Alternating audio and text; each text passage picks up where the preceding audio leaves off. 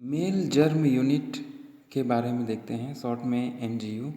ये एक प्रकार का रिप्रोडक्टिव यूनिट होता है जो मेल रिप्रोडक्टिव यूनिट है। और इसमें ये जो है पोलन ग्रेन के अंदर जो वेजिटेटिव न्यूक्लियस होते हैं और जनरेटिव सेल से बने दो मेल गैमिट होते हैं। तो ये दोनों तीनों मिलकर एक मेल जर्म यूनिट कहलाते हैं। ठीक है, इस मेल जर्म यूनिट में क्या क्या होता है? एक वेजिटेटिव सेल और दो मेल गैमेट। वेजिटेटिव सेल के जगह में वेजिटेटिव न्यूक्लियस कहेंगे हम इसको। क्यों? क्योंकि वेजिटेटिव न्यूक्लियस ही एम्ब्रियो सेक तक ट्रांसफ़र होता है। साथ में दो मेल गैमेट एम्ब्रियो सैक जो कि फीमेल पार्ट होता है जिसके अंदर एग सेल होता है वहाँ तक ट्रांसफ़र होता है। ठीक है, तो यहाँ पर ये देखने वाली बात है कि जो वेजिटेटिव न्यूक्लियस है पोलन ग्रेन के अंदर वो जनरेटिव सेल से आपसी एक जुड़ाव होता है, एसोसिएटेड होता है। ठीक है, जनरेटिव सेल ही बाद में ये क्या बनाता है? दो मेल गैमेट बनाता है, दो मेल गैमेट बनाता है। ठीक है, तो वेजिटेटिव न्यूक्लियस और दो मेल गैमेट मिलकर एक मेल जर्म यूनिट का निर्माण करते हैं। ठीक है, या एक मेल जर्म यूनिट कहलाते हैं, शॉर्ट में एमजीयू। ठीक है, क्यों?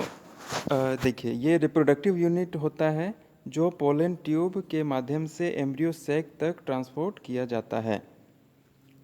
ठीक है, पोलन ट्यूब जब पोलन जर्मिनेट होता है तो पोलन ट्यूब बनता है और उस ट्यूब के माध्यम से वो ट्रांसफ़र होते हैं। कौन कौन? Vegetative nucleus.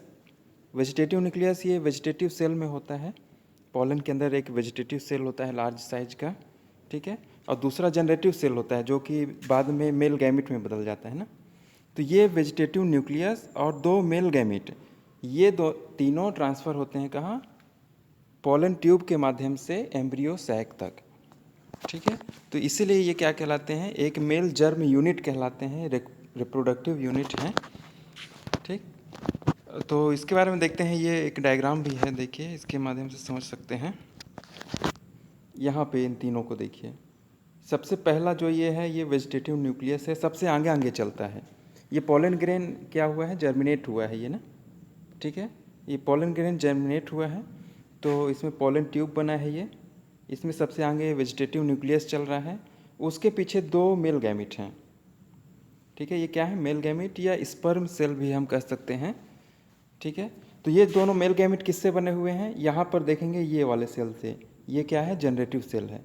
और जो ये वेजिटेटिव न्यूक्लियस है और ये पूरा का पूरा जो बाकी एरिया है ये वेजिटेटिव सेल कहलाता है।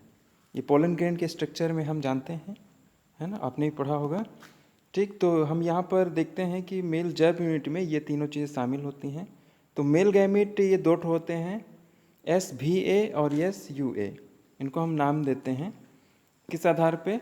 जो वेजिटेटिव न्यूक्लियस से जुड़ा हुआ है यानी उसकी तरफ है तो उसको SVA यानी sperm cell which is associated with vegetative nucleus, यानी वेजिटेटिव न्यूक्लियस के साथ में एसोसिएटेड है, मतलब जुड़ाव है उसका। ठीक है, तो जो उधर की ओर होता है उसको SVA कहते हैं, यानी sperm with associated with vegetative nucleus. ठीक, और SUA क्या होगा? जो अनएसोसिएटेड है, जो कि इसके बाद में है, यानी ये न्यूक्लियस के साथ में डायरेक्ट जुड़ाव उसका नहीं है। तो SUA क्या होगा? Sperm cell which is unassociated with vegetative nucleus. Unassociated यानी नॉट एसोसिएटेड है, नहीं जुड़ा हुआ है किससे? वेजिटेटिव न्यूक्लियस से। ठीक है, तो ये मेल जर्म यूनिट की कुछ खास बात थी तो मैंने बता दी। तो मेल जर्म यूनिट वैसे यही होते हैं, ये तीनों, वेजिटेटिव न्यूक्लियस और दो मेल गैमेट। दोनों जो मेल गैमेट होते हैं कई बार सेम टू सेम नहीं होते हैं, उनके साइज में थोड़ा अंतर होता है। ठीक है, दोनों मेल गैमेट में कई पौधों में तो दोनों मेल गैमेट एक ही साइज के होते हैं, परंतु कुछ पौधों में इनका साइज या इनके अंदर जो प्लास्टिडिया और माइटोकॉन्ड्रिया की संख्या होती है उसके आधार पर ये विभिन्नता रखते हैं। ठीक है, कौन? ये दोनों मेल गैमेट, कुछ पौधों में, सभी में नहीं। ठीक है, जैसे किसमें? पॉलीगोनम नहीं, प्लम्बेगो।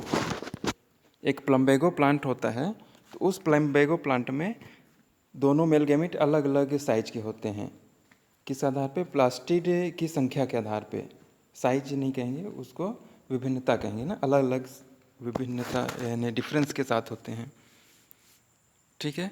और टोबैको प्लांट में भी इनके साइज में अंतर देखा गया है कुछ समय के बाद। शुरू में दोनों एक ही साइज के होते हैं, परंतु जैसे जैसे डेवलपमेंट होता है, मेल गैमेट धीरे धीरे आगे बढ़ता है पोलन ट्यूब में, तो उनके साइज में डिफरेंस आने लगता है। कुछ और फैक्ट्स हैं इसमें।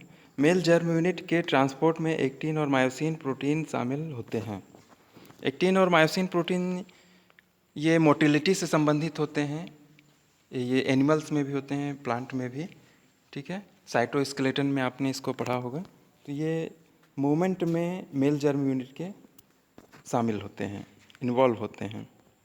ठीक है। कुछ और फैक्ट्स हैं। एरोबिडोप्सिस में ट्राइसेलुलर पोलन ग्रेन पाए जाते हैं। ट्राइसेलुलर यानी पोलन ग्रेन के अंदर ही 2 मेल गैमेट बन चुका होता है जनरेटिव सेल से। जनरली जब पोलन ग्रेन जर्मिनेट नहीं हुआ है उस समय 2 सेल स्टेज ही रहता है, एक जनरेटिव सेल और एक वेजिटेटिव सेल।